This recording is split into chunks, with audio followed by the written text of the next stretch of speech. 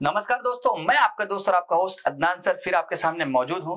जैसा कि दोस्तों रिसेंट में अभी देख सकते हैं कि भारत और कनाडा का जो रिलेशन है वो काफी बिगड़ता चला ही जा रहा है और इसका सबसे जो मेन रीजन है, यहाँ पर जो खालिस्तानी एक्सट्रीमिस्ट हैं जिनका नाम है हरदीप सिंह निज्जर, तो कनाडा के जो प्राइम मिनिस्टर हैं जस्टिन ट्रूडो, ये अपने पार्लियामेंट में इन्होंने यही कहा कि जो हरदीप सिंह निज्जर है इनके डेथ का जो मेन रिस्पॉन्सिबल है वो कौन है, तो भारत है। आप देख सकते हैं भारत है। तो यहाँ से भारत का जो सेंटिमेंट है वो हर्ट हुआ कि आखिर आप इस तरह से एलिगेशन कैसे लगा सकते हैं। हालांकि जो प्राइम मिनिस्टर है जस्टिन ट्रूडो जी कनाडा के, वो बैकफुट पे भी नजर आ रहे हैं। अभी रिसेंट में इंडो पैसिफिक का जो मैटर उठा था तो उसमें बोला गया था इनकी तरफ से कि हम जो है सपोर्ट करेंगे, लेकिन बात तो बहुत आगे निकल चुका है। आपने देखा है हाल ही दिनों में कि कई सारा स्टेप लिया गया दोनों कंट्री के बीच में, लेकिन इससे इम्पैक्ट भी तो पड़ रहा है दोस्तों। अच्छा, अभी हाल में एक और मतलब कि इंपॉर्टेंट न्यूज ये हुआ है कि बांग्लादेश के जो फॉरेन मिनिस्टर हैं मोमेन जी, यहाँ पर आप देख सकते हैं कि बांग्लादेश के फॉरेन मिनिस्टर है मोमेन जी, इन्होंने एक स्टेटमेंट दिया है कि Canada has become a hub for murderers, Bangladesh foreign minister backs India. यानी कि यहाँ से एक अच्छा सा साइन ये है हमारे देश के लिए नॉर्मली कि अब श्रीलंका के साथ साथ अब बांग्लादेश भी भारत को सपोर्ट कर रहा है। अब जियोपॉलिटिक्स में अब आगे देखिए क्या हो सकता है क्या नहीं हो सकता है कि कौन कौन सी कंट्री फ्रंट पे आती है, लेकिन ये चीज पिक्चर बिल्कुल क्लियर है। तो कनाडा जो है बैकफुट पे नजर आ रहा है और इस स्टेटमेंट के बाद आखिर ये पार्टिकुलर स्टेटमेंट का क्या कनेक्शन है बांग्लादेश और कनाडा को लेकर के, देन इसके साथ साथ बांग्लादेश के बारे में थोड़ा सा हम लोग जानेंगे कि ईस्ट पाकिस्तान या वेस्ट पाकिस्तान का क्या वो मुद्दा है और स्पेशली नूर मोहम्मद कौन है जो राइट नाउ भी चर्चा में है। तो इससे पहले हमारे जो एक्सटर्नल अफेयर मिनिस्टर है एस जयशंकर जी, वो राइट नाउ यूएसए में है और उन्होंने अलग अलग आर्टिकल्स अलग अलग मतलब के इंटरव्यू में कई सारा स्टेटमेंट दिया है। जैसे कि यहाँ पर आप देख लीजिए कि ongoing problem with Canada for some years now, external affair minister Jaishankar said. Then इसके साथ साथ एक और स्टेटमेंट आया था इसका एएनआई का, organised crime extremism S Jaishankar sharp attack on Canada. यानी ये रुक नहीं रहे हैं, ये लगातार जो है कुछ ना कुछ स्टेटमेंट दे ही रहे हैं दोस्तों, और ये कड़ा जवाब है, देना भी जरूरी है बिकॉज आप इस तरह से किसी भी कंट्री को बेसलेस एलिगेशन नहीं लगा सकते हैं दोस्तों। इसके साथ साथ न्यूयॉर्क टाइम में जो अभी राइट नाउ यूएसए में है, amid the ongoing India Canada row, external affair ministers S Jaishankar highlighted the organised crime, मतलब same situation related to secessionist forces, violence and extremism in Canada, raising concerns over them being very permissive due to political reasons. देखिए दोस्तों, आगे बढ़ने से पहले दो तीन triangle आपको बता देते हैं। पहला जो ट्रायंगल मैंने आपको बताया कि आखिर मुजीबुर रहमान या फिर नूर मोहम्मद का क्या कनेक्शन है, और इसके साथ साथ जो बांग्लादेश के फॉरेन मिनिस्टर है उनका स्टेटमेंट ऐसा क्यों आया, और ये बिगड़ते बोल की वजह से आखिर बांग्लादेश जो है भारत का सपोर्ट कर रहा है, तो उसका रीजन एक्चुअल में क्या है। देखिए, कुल मिला के बात यह है कि कनाडा में क्या है कि आपका नॉर्मली डेथ पेनल्टी जो है वो आपका माफ है, लेकिन अगर बात करें भारत और बांग्लादेश का, तो यहाँ पर डेथ पेनल्टी मतलब के माफ नहीं, वहां पर डेथ पेनल्टी होता है दोस्तों, लेकिन कनाडा में नहीं होता है। ये पॉइंट रिमेंबर रखिएगा। अभी रिसेंट एक इंटरव्यू हुआ जिसमें हरदीप सिंह निज्जर के जो बेटे हैं उन्होंने ये कहा कि Balraj has said that, Balraj कौन है, तो हरदीप सिंह निज्जर का बेटा है, ठीक है, has said that his father had regular meetings with Canadian security intelligence. अब यहाँ पर कहने का मतलब ये है कि ये जो हरदीप सिंह निज्जर है जो खालिस्तानी एक्सट्रीमिस्ट था जिसका डेथ हो गया था, तो उसके बेटा का ये कहना है कि ये कनाडा का एक मतलब के इंटेलिजेंस सर्विस पे जो है बहुत ही अच्छे लेवल पे काम करता था और हमेशा रेगुलर मीटिंग होते रहता था। तो कनाडा के लिए हरदीप सिंह निज्जर बहुत बड़ा एसेट था। इसके जाने के बाद, इसके डेथ होने के बाद एक बेसलेस एलिगेशंस लगाया गया भारत को, जिससे यहाँ पे सेंटिमेंट हर्ट हुआ और डे बाय डे कुछ ना कुछ इश्यूज जो है ये आपका न्यूज पे रहेगा। अब आते हैं मेन मुद्दा पे कि आखिर बांग्लादेश के जो फॉरेन मिनिस्टर है उनका स्टेटमेंट ऐसा क्यों आया, मतलब कि फिर नूर मोहम्मद और मुजीबुर रहमान का क्या कनेक्शन है, वो थोड़ा हम लोग समझेंगे बात को।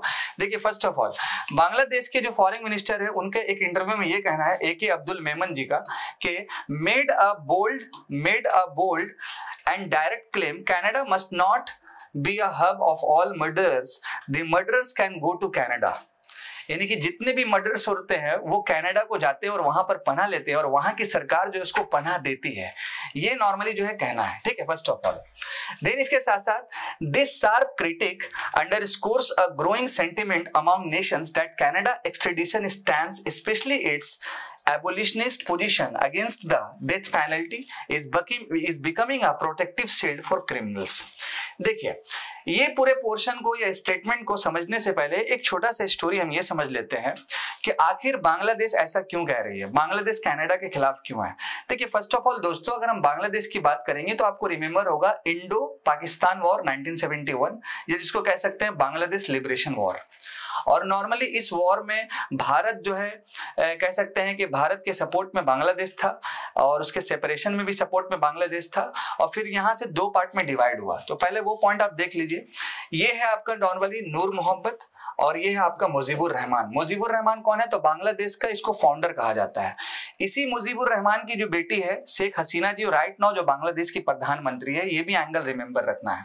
तो जिस तरह से बांग्लादेश, जिस तरह से भारत और पाकिस्तान का वॉर हुआ 1971 में, इसके साथ साथ बांग्लादेश लिबरेशन वॉर था। तो यहां पर क्या हुआ कि एक हिस्सा जो था वो आपका वेस्ट पाकिस्तान, जो प्रेजेंट का पाकिस्तान है, और एक पार्ट जो बना ईस्ट पाकिस्तान, जो नॉर्मली अभी क्या है कि जो अभी नॉर्मली बांग्लादेश है। और इस east Pakistan that is called Bangladesh के जो फाउंडिंग फादर हो गए वो मुजीबुर रहमान हो गए। लेकिन कुछ सालों के बाद दोस्तों क्या होता है कि ये जो नूर मोहम्मद नाम का आदमी है, ये मुजीबुर रहमान का जो है कत्ल कर देते हैं। यहीं से ये मुद्दा जो है भड़कता है। 1975 के आसपास का ये मुद्दा है। 71 में ये वॉर होता है, इंडो पाकिस्तान वॉर या बांग्लादेश लिबरेशन वॉर हम कह सकते हैं। तो मुजीबुर रहमान का जैसे ही असैसिनेशन करता है कौन बंदा, नूर मोहम्मद। लेकिन देखिए, ये एक्चुअल में ये नॉर्मल एलिगेशन नहीं है, ये ऑथेंटिक एलिगेशन है। ऑथेंटिक एलिगेशन इसलिए है दोस्तों बिकॉज इन्होंने खुद एक स्टेटमेंट दिया है और उन्होंने खुद मतलब कबूल किया है कि हम इनके असैसिनेशन किए हैं।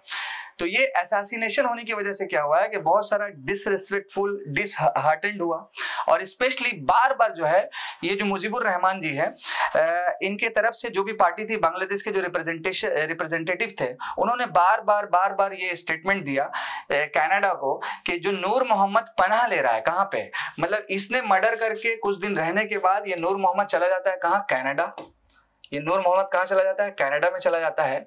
और ये बार बार कनाडा में जाने के बाद बार बार बांग्लादेश की तरफ से जो रिप्रेजेंटेटिव होते हैं वो बार बार यही कहते हैं कि ये हमारे फाउंडिंग फादर का, बांग्लादेश के फाउंडिंग जो फादर है उनका, इन्होंने असैसिनेशन किया है, आप इनको रिलीज कीजिए, आप इनको रिलीज कीजिए, नूर मोहम्मद को।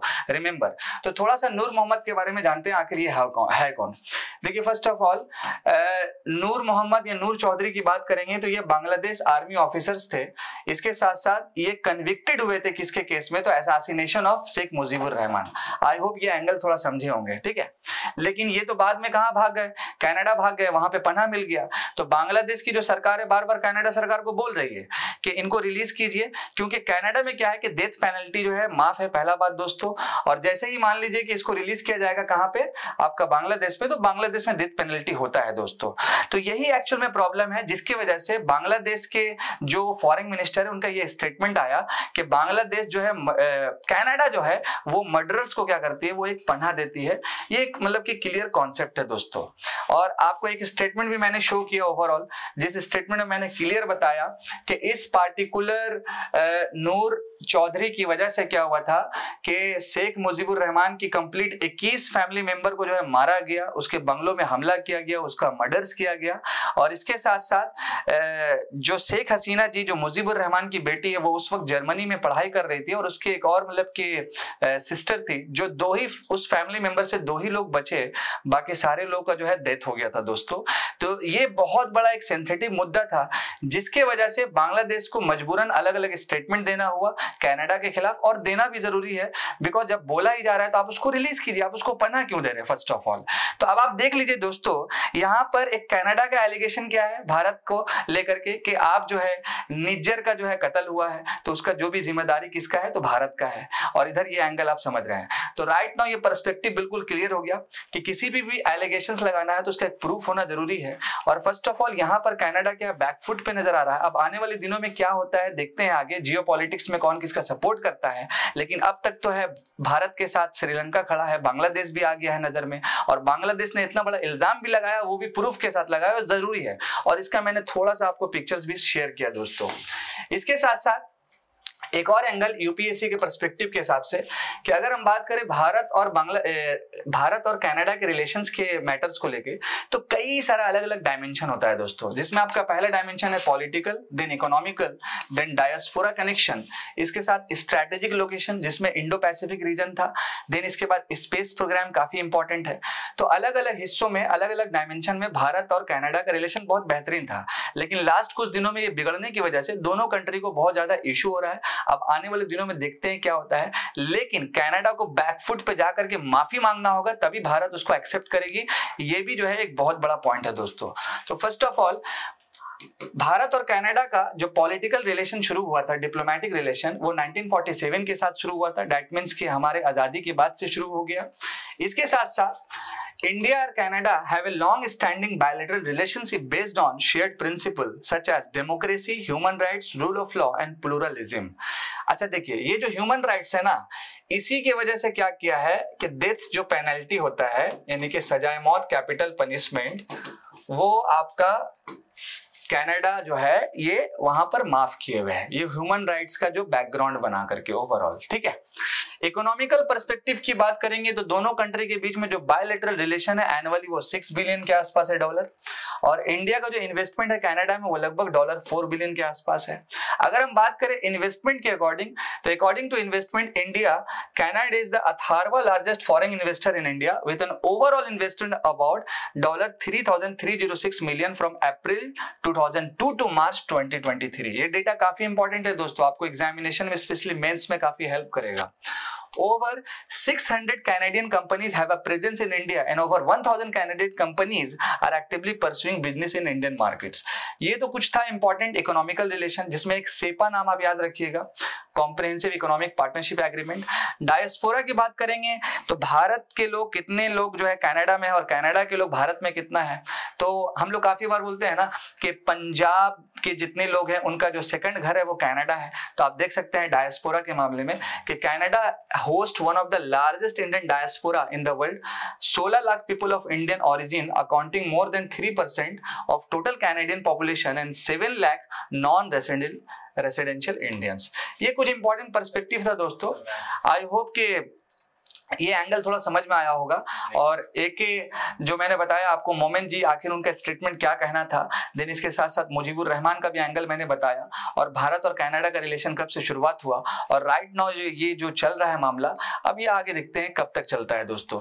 लास्ट में कंक्लूजन पे हम लोग आते हैं कि बोथ भारत और कनाडा को endeavour to transcend politically contentious issues and focus on area of mutual cooperation. First of all collaboration, the future holds great promise for this dynamic partnership and both nation must seize the opportunities it presents। I hope कि दोस्तों आपको आज का जो angle था या कह सकते हैं टॉपिक्स था वो क्लियर हुआ होगा। बाकी इसी तरह मजेदार टॉपिक के लिए हमारे साथ आप बने हुए जुड़े हुए रहें। मैं आपका दोस्त और आपका host Adnan sir, thank you so much. जय हिंद दोस्तों।